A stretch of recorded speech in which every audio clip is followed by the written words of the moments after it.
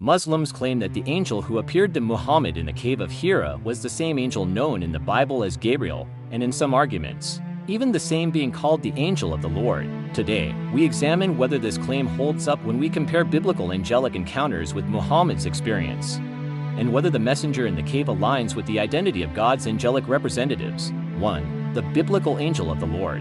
A unique divine messenger in the Old Testament, the angel of the Lord is not an ordinary angel. He speaks as God, receives worship, forgives sin, identifies himself as the Lord, delivers messages with authority and reassurance. Examples include Hagar in the wild or Nesabram on Mount Moriah, Moses in the burning bush, Gideon and Samson's prince. These encounters have consistent characteristics. The angel reveals his identity, speaks clearly and calmly, reassures the human with the words, "Fear not." His presence brings clarity, not confusion or distress. This is the biblical pattern of divine visitation for centuries before Muhammad. 2.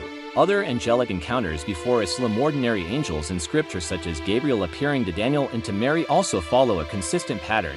They introduce themselves. They explain their mission, decon the person immediately, never force, push, threaten, or physically overpower the person. Gabriel to Mary, "Fear not, for you have found favor with God." Gabriel to Daniel, "I have come to give you understanding." In every case, the messenger acts respectfully. Revelation is coherent. Purpose is explained. God's character is reflected in the encounter. This is the standard for genuine angelic visitation. 3. Muhammad's experience in the cave, a completely different pattern. Islamic sources including Sahih Bukhari describe something very different in Muhammad's first encounter. A mysterious figure appears. Den lithe figure does not introduce himself, grabs Muhammad, presses him forcefully, and commands, "Read." Muhammad replies repeatedly, "I cannot read." The figure continues forcing him, physically overpowering him. This is completely unlike all earlier biblical encounters. There is no fear, no reassurance, no introduction, no explanation, no clarity, no comfort. Instead, the encounter is described as alarming, overwhelming, and physically forceful. Why would an all-knowing angel force an illiterate man to read?